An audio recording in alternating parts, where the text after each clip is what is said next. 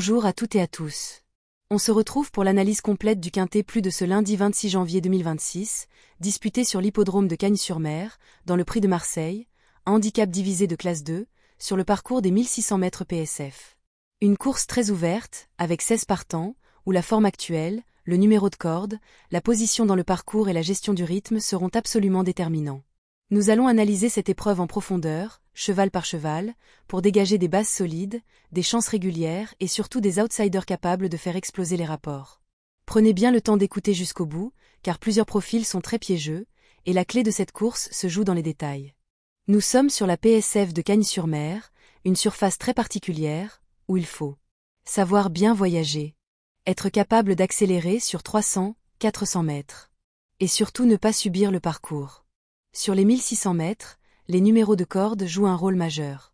Les chevaux bien placés à l'intérieur peuvent rapidement se positionner, économiser du terrain, et faire la différence dans la ligne droite.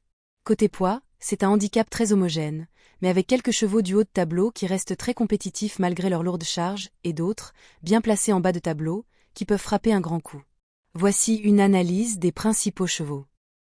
On commence par Crew Dragon, le numéro 4, qui sera pour moi la base absolue de ce quintet plus. C'est un cheval d'une régularité exemplaire. Il enchaîne les bonnes performances, souvent dans des lots comparables, et surtout, il répond présent quasiment à chaque sortie. Il connaît parfaitement ce type de parcours, il apprécie la PSF, et même à 9 ans, il conserve une envie et une compétitivité remarquables. Sa musique parle d'elle-même, premier, deuxième, troisième, quatrième, toujours dans le coup. Il sait aller devant, il sait attendre, et il ne dépend pas d'un seul scénario de course. Même avec 59 kilos, il reste extrêmement fiable. Pour moi, c'est le point d'appui numéro 1, le cheval autour duquel il faut construire ses jeux. Le numéro 1, Bayamoun, porte le top weight, 60,5 kg, mais il serait dangereux de l'écarter. Il reste sur 2 victoires, acquises avec autorité. Il est clairement au sommet de sa forme, et il arrive dans ce quintet avec un moral au beau fixe. Certes, le poids est élevé, mais il a déjà prouvé qu'il pouvait porter du poids et rester compétitif. Son numéro de corde, le 7, est correct, et il sera monté par Fabrice Véron, qui le connaît parfaitement. S'il bénéficie d'un parcours fluide, il peut encore jouer un premier rôle, même face à une opposition plus dense. C'est une base logique, peut-être moins sûre que Crew Dragon, mais impossible à ignorer. On descend en bas de tableau avec Mangaken, le numéro 15, qui constitue pour moi un outsider majeur. Il est très bien placé au poids, seulement 53 kg, et surtout, il bénéficie d'un excellent numéro de corde, le 2, ce qui est un énorme avantage sur ce parcours. Il est régulier, il sait finir ses courses, et dans ce genre de handicap, ce sont souvent ces profils-là qui viennent pimenter les rapports. Il n'a peut-être pas la classe pure des favoris, mais son profil colle parfaitement à la course.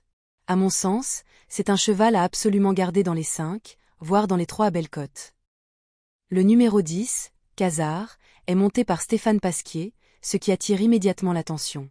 Sa dernière sortie est à effacer, mais auparavant, il montrait une très belle régularité dans des lots similaires. Sa valeur reste compétitive, et son numéro de corde, le 12, n'est pas idéal, mais pas rédhibitoire non plus. S'il bénéficie d'un bon parcours caché, il a largement les moyens de refaire surface. Un cheval à reprendre en confiance, chance régulière dans ce quintet. Avec Braise Moon, on est clairement dans le tout ou rien. Cette jument alterne le très bon et le beaucoup moins bon. Mais attention, elle a déjà gagné à ce niveau, et elle est bien placée au poids, avec seulement 54 kg. Si elle est décidée, si elle peut attendre et placer sa pointe de vitesse, elle peut parfaitement accrocher une place dans les 5 premiers. À retenir pour les combinaisons élargies. Le numéro 14, Jugando, est un cheval très intéressant sur le papier, notamment grâce à son numéro de cordin, qui est un atout majeur à Cagnes. Sa musique récente n'est pas brillante, mais sa valeur a été revue à la baisse, et il a déjà montré qu'il pouvait surprendre dans ce type de handicap. S'il se réveille ce jour-là, il peut venir créer la surprise. C'est un outsider à ne pas négliger. Enfin, Chirimiri, le numéro 16, est un profil très irrégulier, mais sa situation au poids et son numéro de corde 3 plaident en sa faveur. Il faut le voir comme un coup de poker, capable de se glisser à l'arrivée si le scénario lui est favorable. À réserver aux joueurs audacieux. Les chevaux moins recommandés. Plusieurs concurrents semblent moins armés dans ce contexte. Lore of War le 2 est pénalisé par la corde 16. Amedra, le 6 il est en grande difficulté actuellement. Alpha Alf, le 8 qui manque de marge. Rêve DE Valarsa, le 12 dont la forme reste douteuse. Ils peuvent surprendre, mais ils ne constituent pas des priorités. Alors pour nos bases solides. Le 4, Crew Dragon. Le 1, Bayamoun. Et pour les chances régulières. Le 10, Khazar. Le 15, Mangaken. Les 3 outsiders. Le 11, Brezmoun.